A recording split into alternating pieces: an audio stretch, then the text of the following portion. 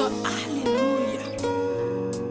Je dis que ton nom soit sanctifié et que ton règne vienne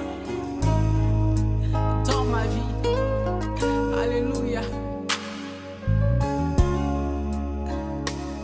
Mon âme chante ce chant, alléluia. Mon âme chante, alléluia.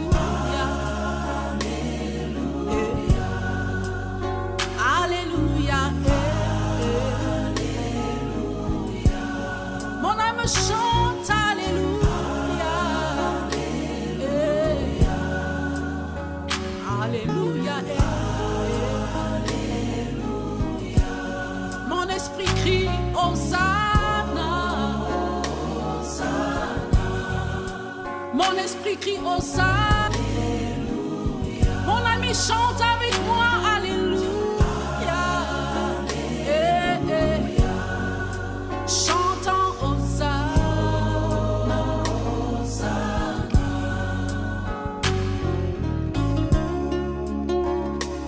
Alléluia.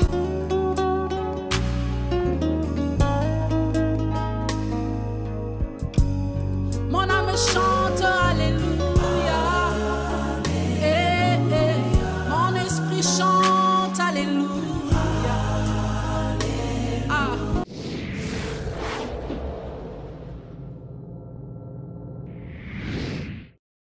Ma soeur Paul-Angéline, ça va?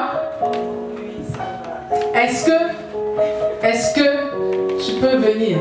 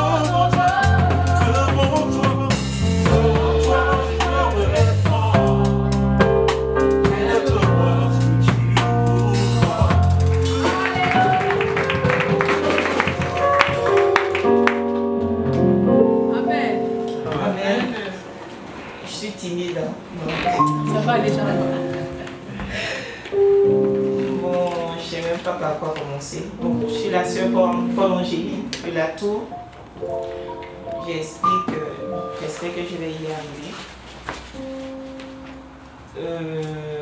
Je suis maman de 2 petites filles qui sont assises là-bas avec moi, une qui est là-bas aussi. Dieu m'a fait la grâce, je me suis mariée le 16 décembre dernier, 2017, à Casablanca. Ce qui explique pourquoi est-ce qu'on a qu'elle avait un peu. Donc, j'étais encore à mon mariage parce que mes 2 filles n'ont pas pu partir. Elles sont restées à Paris et je suis allée me marier. Donc, une semaine après mon mariage, c'est-à-dire le 24, ma première fille, Marie-Andrea, qui est tout au bout, ça n'allait pas chez elle. Mais ma soeur, bon, c'était tellement subtil, donc elle n'a vraiment pas pris au sérieux. La petite, elle parlait, elle ne mangeait presque pas et tout. Elle a attendu jusqu'à, je crois, bon, chaque soir je les appelais, ça va, oui, elle me disait à chaque moment, je vais te parler, comme c'est une petite même qui parle beaucoup, déjà, comment je vais te parler, j'ai dit non, quand j'arrive bientôt, quand je vais arriver, tu vas tout m'expliquer et tout, et oh, la petite était déjà, ça commençait en fait, jusqu'au 26, 27, je sais plus trop. Ma soeur m'appelle, elle dit ah franchement la petite elle mange pas et voilà elle est toujours en train de parler, elle va dans tous les sens et tout. je prends la petite. Qu'est-ce qui ne va pas? Non, maman. Et puis comme ça. Et ça, sincèrement, je ne saurais vous dire. Pendant que je parlais avec elle, ma soeur a fait une vidéo. Elle me balance la vidéo de la petite. Dès que je l'ai regardée, parce que mon époux est serviteur de Dieu aussi. On était en voiture. Quand j'ai reçu la vidéo, on a regardé. Nous sommes regardés, on a compris que c'était pas normal. Donc on a dû faire demi-tour pour aller à la rame Royal Air pour que je prenne un billet pour rentrer vite fait le lendemain. Donc le 28 à 7h, j'ai pris un vol, je suis descendu sur Paris. Je suis allé chez ma soeur à Lésigny, je suis allé voir ma fille, mais elle était dans un état pas possible. Parce que ça faisait maintenant une semaine qu'elle ne mangeait pas, elle est en train de partir. Apporter la nourriture, elle va manger. Assis-toi, tu manges. Elle mangeait mais vraiment sauvagement. Et en ce moment, c'était devenu pire. J'habite au 12e étage d'un immeuble de 28 étages. Et je suis toute seule avec mes filles. Je ne pouvais pas. Elle est grande que moi. Et avec, imaginez-vous, je ne pouvais pas aller là-bas avec la petite. Donc on a dû dormir à l'église. On est rentré le 30. J'ai appelé, il y a eu plein de tracasseries avant. J'ai appelé le SAMU, ils sont venus chercher l'enfant. Nous sommes allés à Debré.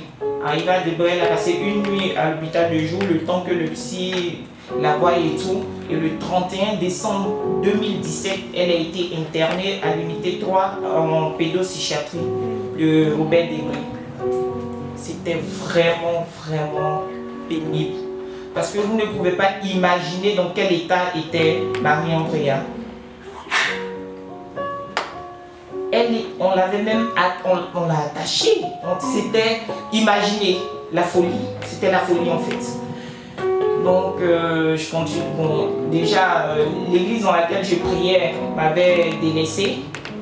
Un soir, peut-être une semaine après, c'était dans les débuts. J'étais là à la maison, j'avais envie de prier. Déjà quand je venais, mon mari m'a dit, tu sais, là où tu vas, ce ne sont pas des personnes que tu connais qui vont t'aider dans ce problème-là. Mais Dieu mettra des gens sur ton chemin qui te soutiendront. Et un soir, j'étais là, j'avais envie de prier. Et j'ai dit au Saint-Esprit, Seigneur, je veux prier, aide-moi. J'allume la télé, je vais sur YouTube et je tombe sur une belle dame. Je clique. Mais je ne sais plus c'était quelle prière, tellement j'en ai écouté. Mais ça m'avait fait du bien. Ça m'avait fait du bien. Et j'ai vu qu'il y avait une ligne de prière. J'ai pris le numéro. Le lendemain, les jours qui ont suivi, je me suis connectée. On a prié, elle a pris mon numéro et tout. Après, je l'ai contacté inbox. J'ai contacté mon inbox et je lui ai expliqué mon problème. Tout de suite, dès qu'elle a reçu le message, elle m'a appelé. On a discuté, on en a parlé. Ok. Et comme elle vous disait tout à l'heure, quand elle s'est mise à prier, elle a ressenti des oppressions. Franchement, c'était pas facile. C'était des oppressions démoniaques. C'était pas les petits sorciers comme on disait tout à l'heure. Ouais, on peut voir le petit sorcier, ah, on s'en fout. C'était le vaudou. Ah oui, le culte au veau d'or, comme on le dit. Mais heureusement que j'ai Christ avec moi. Amen. Donc, papa et maman m'ont vraiment soutenu. L'enfant est resté à l'hôpital. Au mois de février, nos parents ont eu à cœur qu'on fasse un jeûne de 3 jours ensemble. Je crois, je ne sais plus si c'était le premier jour du jeûne ou le deuxième jour. C'était 3 jours. Parce que c'était un lundi. Non, c'était le premier jour. C'était 3 jours. Le lundi, on devait descendre à 18h. Donc à 17h20, je devais les appeler pour qu'on prie avant de rompre le jeûne. Mais quand j'ai appelé, ce n'était pas pour prier. C'était parce que je venais juste, j'étais au travail, j'étais arrêtée comme je suis là. Et mon pied s'est cassé. Je suis tombée, oui, comme ça, et mon pied s'est cassé. En temps, mon téléphone était quelque part là-bas, donc il fallait traîner jusque là-bas pour aller prendre mon téléphone. Le premier réflexe que j'ai eu, déjà quand je suis tombée, j'ai dit je refuse la paralysie. Je ne sais pas pourquoi je l'ai dit, mais j'ai dit je refuse la paralysie au nom de Jésus. Je me suis trimballée jusqu'à ce que je suis arrivée. Je n'ai pas appelé les secours. J'ai d'abord appelé maman et papa. Ils se sont mis dans la prière. Prier, prier, prier, prier. Papa m'a demandé de prendre un verre d'eau. Il a prié là-dessus, j'ai bu. Et c'est ainsi que j'ai appelé les secours. Il se faisait déjà tard. Hein? Le temps de finir tout ça et que les secours arrivent. Imaginez-vous, on m'a envoyé à l'hôpital. Papa et maman se sont déplacés ce jour-là, quitter les sommes pour aller me chercher à l'hôpital Saint-Joseph, me ramener chez moi à la maison. C'est pas parce qu'ils sont là, je sais d'où je viens. J'ai fait des églises, pas trop, mais je ne suis pas le genre de personne à me promener d'église en église. Mais cet amour, il y a un manque d'amour dans les églises. Mais franchement, j'ai retrouvé un grand amour. Ça m'a vraiment touché. Non, je sais pas, ils habitent loin. Ils sont venus me trouver à Saint-Joseph. On est parti de là, il était minuit moins. Ils sont venus me déposer chez moi et ils ne m'ont pas laissé comme ça. Ils ont encore prié pour moi la nuit là. Et ils sont partis. Ça m'avait vraiment touché. Déjà même j'étais guéri, le fait de les voir. Et cette même nuit, j'étais assise, j'étais couchée parce que quand on venait, j'avais oublié. Tellement j'étais contente de voir mes parents et tout ça, j'avais oublié de prendre les médicaments. Donc j'avais un peu, je ressentais la peur. Vers 3 h du matin, le Seigneur m'a fait la grâce. J'entends dans ma maison des voix. C'était en train de parler et tout. J'ai pris autorité et je les ai chassés. Le lendemain, j'ai appelé maman et j'ai expliqué. Elle dit, ma fille, tu es bénie, il n'y a rien. Ils ne peuvent rien faire. Maman avait une telle conviction. Elle me disait, Marie-Andrea va sortir, elle va aller à l'école. Maman, sincèrement, quand tu disais, je savais qu'elle allait sortir, mais elle allait à l'école. Je t'ai dit ça aujourd'hui. Je ne croyais pas. Non, je sais qu'elle va sortir, mais reprendre les cours, non, ce n'est pas possible. Elle a une foi, mais pas possible. L'enfant a passé, elle a fait 5 mois à l'hôpital. Elle est sortie le 1er juin. Papa a demandé à aller voir l'enfant à l'hôpital. Il était jeune. Donc il est arrivé, après maman m'a trouvé là-bas. Ce jour-là, elle nous a tous frappés à l'hôpital là-bas. Ouais. Elle nous a tous frappés. Et c'est ce jour que maman m'a dit, pour Angéline, on va faire un jeûne de 40 jours. Allô? Ouais, c'est bon. On va faire un jeûne. On va faire un jeûne de 40 jours. Elle était décontractée quand elle me parlait. On va faire un jeûne de 40 jours. J'ai dit, ah bon, mais moi aussi je vais faire. Elle dit, oui, on va faire un jeûne de 40 jours. Mais je te dis qu'avant la fin de ce jeûne, Marie-Andrea sortira. Je dis, amen. Que maman, je vais faire le jeûne aussi. Elle dit, d'accord. Effectivement, elle a eu sa première sortie. Parce qu'elle avait que les sorties hôpital. Elle pouvait sortir juste dans l'enceinte de l'hôpital, mais pas jusqu'à la maison. Mais sa première sortie a eu lieu avant le 12 mai. Donc tout ce que maman a dit, c'est passé. Aujourd'hui, elle est sortie de l'hôpital et elle a repris le chemin de l'école.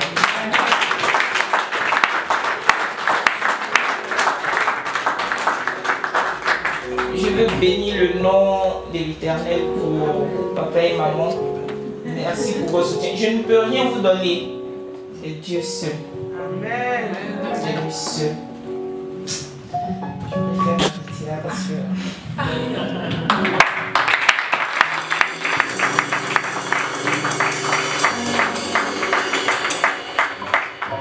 Amen. Amen. Je vais pouvoir dire aussi un mot par rapport à la situation de ma soeur et pour la fille Marie-Andrea. J'ai parti à l'école biblique tous les samedis. Et pendant mon trajet, ça dure au moins 55 minutes s'il n'y a pas vraiment les bouchons. Et s'il y a les bouchons, je crois, 1h15 ou 1h10. Et pendant tout ce temps-là, je faisais que prier. Je faisais que prier pour Marie-Andrea. Je faisais que prier. Je aller-retour. J'étais là, tout. Je dis, Seigneur, il faut que tu te manifestes. Mais bien aimé, Dieu est grand. Amen. Dieu est vraiment fidèle. Lorsqu'on le cherche avec un cœur sincère, vraiment Dieu se manifeste. Et le jour où on était à l'hôpital, on était parti à l'hôpital, on l'a ramené la Sainte Seine. On a dit on va le faire boire la Sainte Seine. Et le jour-là, vraiment, quand vous voyez la fille, Marie-Andrea, les choses qu'elle disait, vous ne pouvez pas imaginer.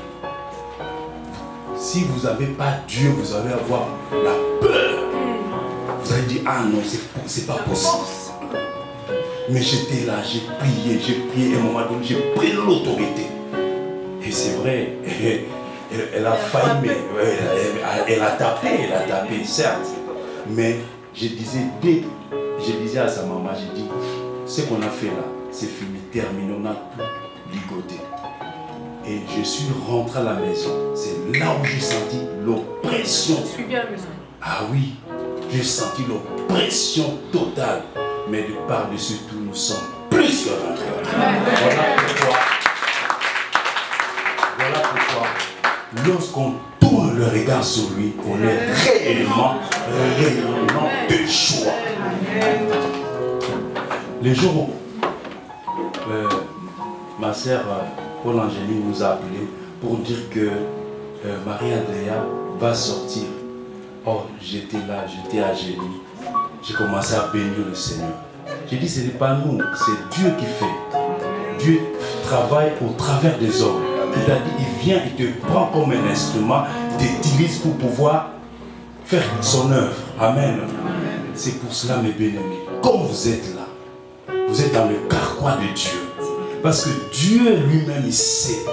Il peut te mettre, il peut te protéger dans l'obscurité. Tu vas voir, ah mais pourquoi ça? Est-ce que j'ai péché? Qu'est-ce que j'ai fait? Tu vas demander, mais non, Dieu te protège. Parce qu'il veut à un moment donné mettre sa lumière. Alléluia. Vraiment, nous bénissons le Seigneur. Nous savons que Dieu est à l'œuvre. Nous bénissons grandement le Seigneur parce que la Bible déclare dans sa parole, Isaïe 59, non, la main de l'Éternel n'est pas trop courte, ni son oreille n'est pas dure pour entendre le prière. C'est ce que je voulais dire. Comment j'ai béni grandement le Seigneur. Je ne sais pas comment je peux dire au Seigneur, merci, je vois ça, c'est trop petit. Je te loue, je vois ça, vraiment, c'est... Je ne sais pas comment je peux dire, je ne sais pas. Je dis simplement, à toi, l'honneur est là. Amen, amen, amen. Je laisse la parole.